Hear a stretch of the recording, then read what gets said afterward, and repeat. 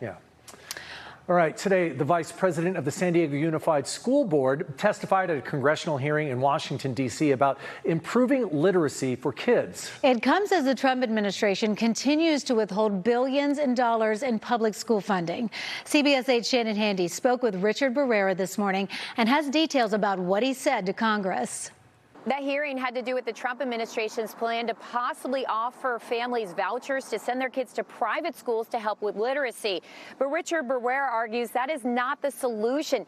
He testified saying some of that money being withheld from public schools is what's going to help all kids learn how to read.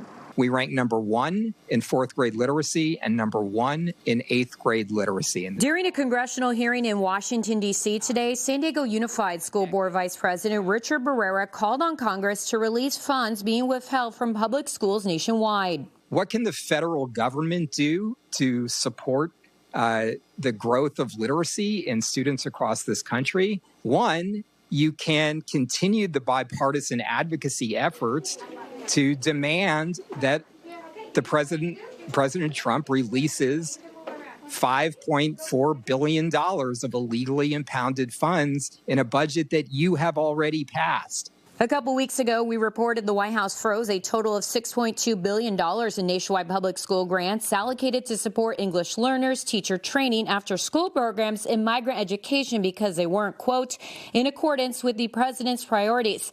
$50 million of that was supposed to go to schools across San Diego County. Earlier this week, the administration said they will release about $1 billion for after-school programs, but they have yet to release the rest. Before his testimony, Barrera told me he hoped the administration would do what's right instead of using those funds for private school tax credits. It only goes to families who are already in private schools. And what the research shows is when that happens, we actually see declines in student achievement across the board as compared to our experience in San Diego, that when we invest in public schools, we see growth and high performance. Barrera also got across another message during his testimony by criticizing ICE and their enforcement operations. You can ask, in fact, demand that the President of the United States stops terrorizing families in our district who are frankly afraid of sending their students to school.